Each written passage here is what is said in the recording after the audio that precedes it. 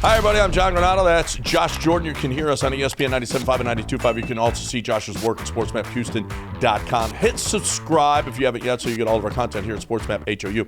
Hey, Josh, this week, Chandler Rome dropped a bomb in his Astros write-up in which he said, I guess casually just said, hey, it's no secret in the clubhouse that Dusty Baker is no fan of Chas McCormick.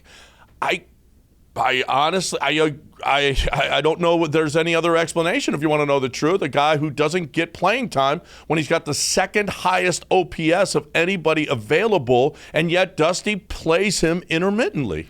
Yeah, it's strange, but I've always kind of wondered this. It's just I didn't have any proof, but I just look back at having to trade Miles Straw when Click was here to get McCormick more playing time, and then I look back to Dubon playing center field for all of Justin Verlander starts during the regular season last year.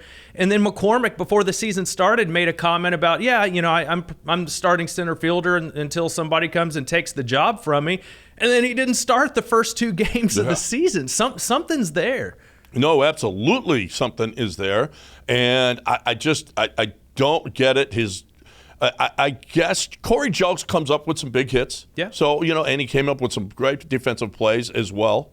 I get that, but that he gets more at bats than Chas McCormick. Chas McCormick made the greatest catch in Astros history. Chas McCormick was the guy that he relied on throughout the postseason because he couldn't go to Jake Meyer because Jake was a mess. And then yet it come to this season and Chas is odd man out for whatever reason. I certainly do believe that there is something to that Chas did something inappropriate, or Dusty just has this disdain for this guy, and it's just inexplicable. And Dusty leans on experience so much.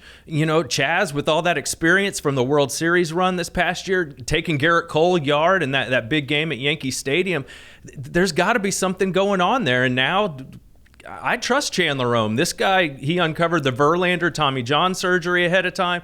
He's not going to say something unless he has a reason to say it. I'm sure nobody went on the record about this, but I'm sure Chandler's talking to guys, and that's how he kind of came to this conclusion. I kind of understand the Yainer situation a little bit more better. It's a young guy, just came up. His OPS was 600 and 600 in the first couple of months of the season. That's what he was. He wasn't all that great, but he has started to hit. And Dusty, to his credit, has played him a lot more. He was a big part of the homestand. He actually betted him fourth one game. It moved him up to fifth, moved him ahead of Abreu, which was, that's logical. I can understand Dusty's hesitancy with Yainer, but now there can't be any more hesitancy. Dude's got to be on the field or in the lineup.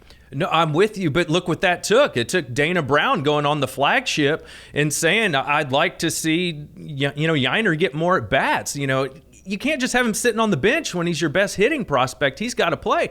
But I'll tell you this, John, I worry a little bit. What about when Jordan and Brantley come back? To me, it feels like that's your left field and DH most games.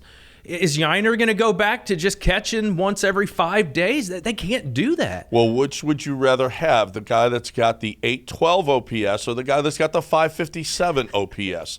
Which one do you play? It's so difficult to figure. It's Yainer. Put Yainer behind the plate. That he's the catcher of the future. Maldonado can't hit.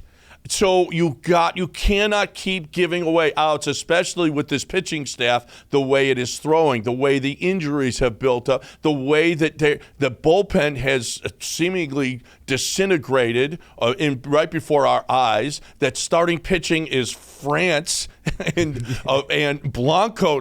I mean, you got to play the guy that can hit. Am I right or am I wrong? You're right, but I'll say this. Stats clearly don't matter that much to Dusty because McCormick can't get regular playing time, and he has the second highest OPS behind Yainer and outside of Jordan because he's not available.